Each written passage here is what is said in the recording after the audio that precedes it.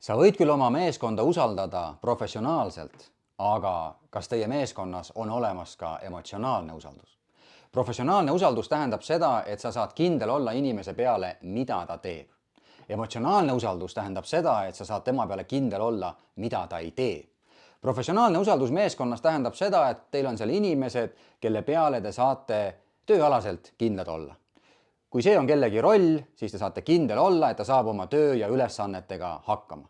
Täpselt samamoodi lähisuhetes, jutumärkides professionaalne usaldus tähendab seda, et sa saad kindel olla oma abikaasa peale. Et ta teeb neid asju, mis te olete kokku leppinud või mida te ootate üksteiselt, et selles rollis peaks tegema. Samamoodi võib sedalaadi usaldus olla sõprade vahel, ehk siis, et sa saad kindel olla, et kui te midagi kokku lepite, siis ta tuleb õigel ajal, kui sa midagi palud, ta lubab, siis ta tuleb ja aitab sind. Ehk siis need kõik on professionaalse usalduse märgid.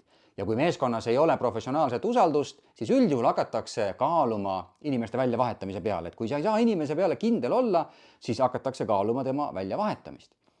Samal ajal, kuigi meeskonnas võib olla väga kõrge professionaalne usaldus, siis ma näen väga-väga tihti, et selle kõrval puudub emotsionaalne usaldus.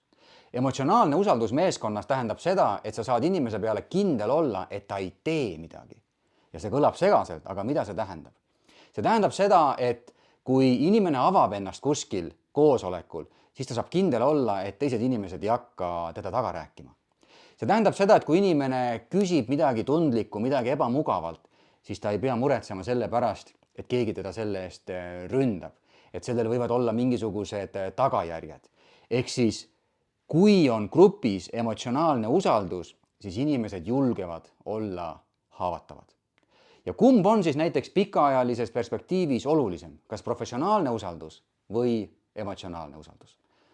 Tõenäoliselt on sellele raske üheselt vastata, aga kui sa paned ennast empaatiliselt ühte gruppi ja mõtled, et meil on siin spetsialistid kohal, kõik on ülikoolid lõpetanud, kõik on kogemustega, nad teavad, kuidas moodi asju teha, aga samal ajal nad ei usalda üksteist emotsionaalselt.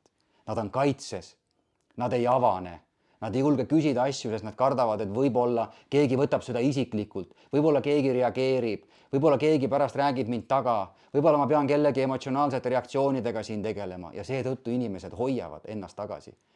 Ja tekib küsimus, mis kasu on sellest tarkusest selles meeskonnas, kui tegelikult see tarkus ei loo sünergiat, see tarkus ei loo koostööd. Ja seepärast ma isiklikult julgen öelda, et võib-olla isegi emotsionaalne usaldus on olulisem kui professionaalne. Kuidas on olukord teie meeskonnas?